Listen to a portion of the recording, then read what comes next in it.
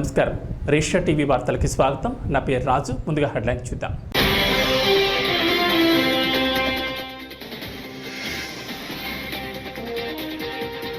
మీ బిడ్డకు ఓటేస్తే పథకాల కొనసాగింపు, చంద్రబాబుకు ఓటేస్తే పథకాల ముగింపు, సీఎం జగన్.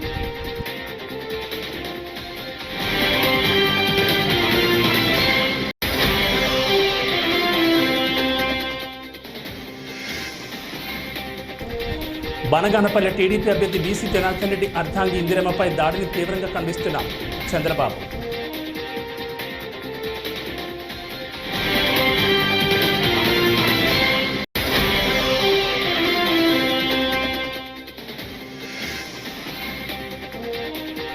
ల్యాండ్ టైటిలింగ్ చట్టం జే గ్యాంగ్ చట్టంలా ఉందని ఎన్డీఏ నేతలు ఆరోపణ.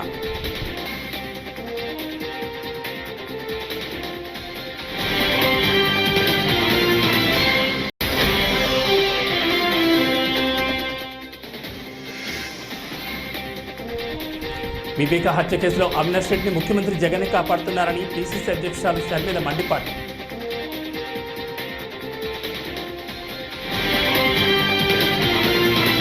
ఇక డీటెయిల్స్ చూస్తే ఏపీ ముఖ్యమంత్రి వైసీపీ అధినేత వైఎస్ జగన్మోహన్ రెడ్డి నేడు తూర్పుగోదావరి జిల్లా రాధానగరం నియోజకవర్గంలోని కోరుకొండ జంక్షన్లో ఎన్నికల ప్రచార సభకు హాజరయ్యారు. ఈ సభలో ఆయన ప్రసంగిస్తూ మాజీ సీఎం చంద్రబాబుపై తీవ్రస్థాయిలో ధ్వజమెత్తారు. తనను గద్దె దింపేందుకు చంద్రబాబు ఢిల్లీ పెద్దలతో కలిసి చేస్తున్న కుట్రను ప్రజలు గమనించాలన్నారు.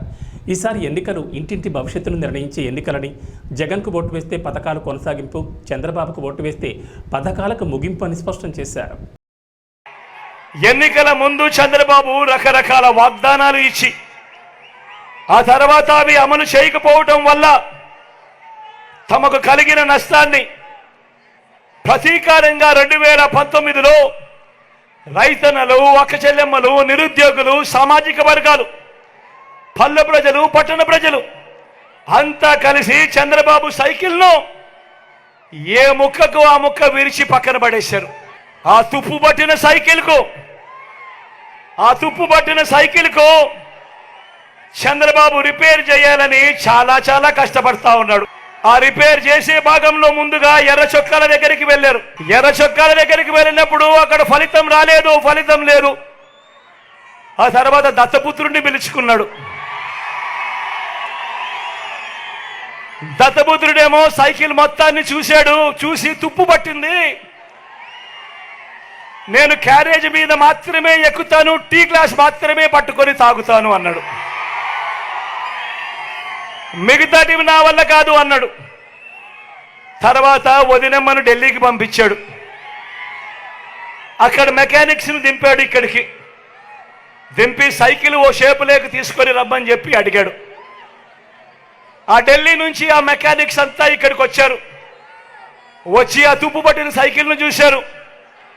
ఆ సైకిల్కి హ్యాండిల్ లేదు, ఆ సైకిల్కు సీట్ లేదు, ఆ సైకిల్కు పెడల్స్ లేవు, ఆ సైకిల్కు చక్రాలు లేవు, ట్యూబులు లేవు, మధ్యలో ఫ్రేమ్ కూడా లేదు.